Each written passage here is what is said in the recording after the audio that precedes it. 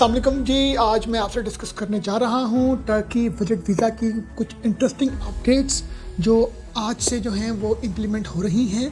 जो लोग टर्की में जाना चाहते हैं विजिट वीज़े के हवाले से या बिज़नेस वीज़े के हवाले से, उनके लिए इंफॉर्मेशन बड़ी ही इंटरेस्टिंग होने जा रही है। मगर इन सब चीज़ों को शुरू करने से पहले हम थोड़ा सा जानते हैं टर्की एक बहुत ही हिस्टोरिकल कंट्री है और उसके साथ वहाँ पर बहुत सी टूरिस्ट पॉइंट ऑफ व्यू से अट्रैक्शंस हैं, बहुत सी हिस्टोरिकल जगह हैं जो एक टूरिस्ट के लिए बड़ी ही एक अट्रैक्टिव पॉइंट ऑफ डेस्टिनेशन बन सकता है। और अगर हम बात करें बिज़नेस के हवाले से, तो बिज़नेस के हवाले से भी बहुत अच्छी अपॉर्चुनिटीज़ यहाँ पर हैं।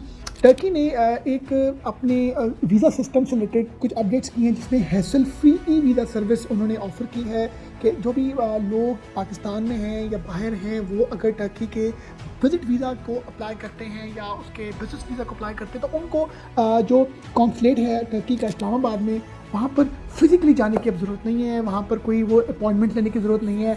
अब एक सिस्टम डेवलप हो चुका है कि आप अपने डेस्कटॉप में बैठ के, अपने मोबाइल में बैठ के आप जो है वो ऑनलाइन वीज़ा अप्लाई कर सकते हैं टर्की का। अब टर्की के वीज़े को अगर आप चाह रहे हैं कि आप अप्लाई करें, तो सबसे पहले तो आपके पास पासपोर्ट का होना ज़रूरी है। पासपोर्ट के बाद आपके पास कुछ ऐसी ऑप्शंस हैं जो बड़ा हमारे लिए एक बहुत बड़ा एडवांटेज है कि अगर हमारे पासपोर्ट में वैलिड वीज़ाज़ हैं 3 डिफरेंट कंट्रीज़ के, जिसमें यूके है, यूएसए है और शेंजन। अगर तो हमारे पासपोर्ट पर यूके का, शेंजन का या यूएसए का वीज़ा लगा हुआ है, बिज़नेस वीज़ा, विजिट वीज़ा या किसी भी हवाले से हमारे पास वहाँ की नेशनलिटी है, तो हम लोग जो हैं वो सिंगल एंट्री कर सकते हैं टर्की में। हम लोग एयरपोर्ट में जाके भी वीज़ा हम स्टैम्प करवा सकते हैं, ऑनलाइन अप्लाई कर सकते हैं। हम जो उनकी ऑफिशियल वेबसाइट है, वहाँ पर हम वीज़ा जो अपनी एप्लीकेशन है, हम वो उसको फिल करके ये वीज़ा हम लोगों को मिल सकता है अगर हमारे पास इन 3 डिफरेंट कंट्रीज़ के वीज़ाज़ लगे हुए हैं। ऑन द अदर साइड अगर हम बात करते हैं कि अगर हमारे पास इन 3 डिफरेंट कंट्रीज़ के वीज़ाज़ नहीं है हमारे पासपोर्ट में और हम टर्की का वीज़ा अप्लाई करना चाह रहे हैं, तो सबसे पहले हम उनकी वेबसाइट में जाएंगे, जिसमें उनकी वेबसाइट है www.evisa.gov.gr/en/। वेबसाइट को ओपन करना, ये इनका एक पोर्टल है ई वीज़ा से रिलेटेड। इसमें आपने अपने पर्टिकुलर्स, अपना पासपोर्ट, अपनी जितने भी इंपॉर्टेंट इन्फॉर्मेशन वो आपसे रिक्वायर करेंगे, वो आपने इसमें एंटर करनी है। एंटर करने के बाद आपने इसकी फ़ी पे करनी है। फ़ी पे करने के लिए आपके पास डेबिट कार्ड या क्रेडिट कार्ड का होना बहुत ज़रूरी है। उसके चंद ही कुछ लम्हे के बाद या कुछ टाइम के बाद आपको एक लिंक दे देंगे। उस लिंक को जब आप डाउनलोड करेंगे तो आपका वीज़ा जो है वो आपको मिल जाएगा।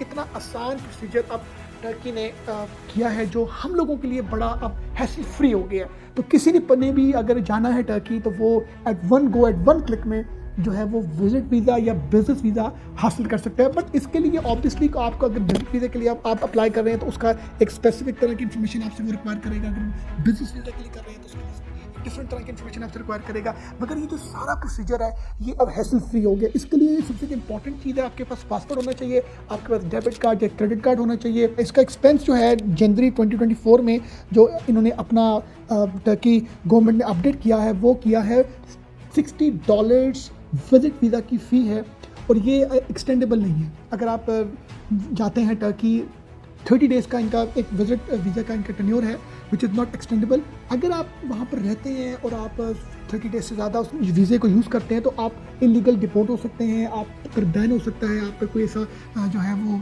चार्जेस जो है वो आपके अगेंस्ट जो है वो फ्रेम हो सकते हैं। तो आप जब भी प्लान करें अपनी विजिट वीज़ा से रिलेटेड, तो आपको अपने नंबर ऑफ़ डेज़ जो है वो उतने ही रखने हैं, उसको एक्सटेंड करने वाला कोई पॉलिसी प्रोसीजर नहीं है।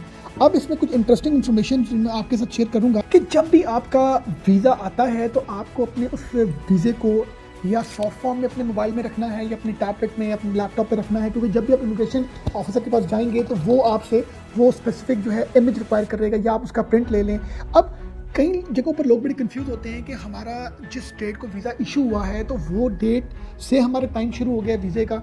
मतलब 1 मंथ का आपका वीज़ा है और आपने 1 फरवरी को अगर वीज़ा आपने अप्लाई किया, 1 फरवरी को आपको वीज़ा आपको ऑनलाइन आ गया है, तो आपका ट्रैवलिंग टाइम अगर 1 वीक के बाद है या 2 वीक्स के बाद है, तो कहीं ना कहीं लोग इस चीज़ के ऊपर बड़ा कंफ्यूज होते हैं कि यार हमारा तो टाइम शुरू हो गया जिस दिन वीज़ा हमारा ऑनलाइन हमें शो हुआ है या उस सिस्टम ने जनरेट किया है। ऐसा बिल्कुल भी नहीं है। आपका जो वीज़ा है ऑनलाइन जो आपको निकलता है, आपको विजिट वीज़ा मिलता है 30 डेज़ का, एक तो उसकी जो टाइम ड्यूरेशन है ना, वो लिखा होता है आपके लेफ्ट टॉप कॉर्नर में। वहाँ से एक तो आपको आइडिया होता है कि आपका ये वीज़ा कितने डेज़ का है। नंबर सेकंड, जिस दिन आप ट्रैवल करते हैं, आप जो है वो पहुँचते हैं टर्की में और उनके इमिग्रेशन डिपार्टमेंट जब आपके उस स्टैम्प करता है, उस दिन से आपके दिन का स्टार्ट होता है। मतलब उस अगर डेट को अगर आप समझते हैं 10th ऑफ फरवरी है, तो आपने 10th ऑफ मार्च तक जो है टर्की से क्विट करना है। आपने वहाँ से जो है वो डिपार्चर लेना है और आपने पहुँचना है वापस अपनी होमलैंड कंट्री में। तो ये एक इम्पॉर्टेंट चीज़ थी कि लोग थोड़ा सा इस चीज़ में कंफ्यूज होते हैं। ये बड़ी मैं समझता हूँ हैसल फ्री एक सारी अब ये एक एक्साइज हो गई है, जहाँ पर हमारे लिए वीज़ा अप्लाई करना, वीज़े को मिलना, फीसेस जमा करवाना बड़ा ही एक हमारे लिए एक बड़ी एक इंटरेस्टिंग तरह की ये अपडेट थी जो मैं चाह रहा था मैं आप लोगों के साथ शेयर करूँ। जी thank you very much for watching us.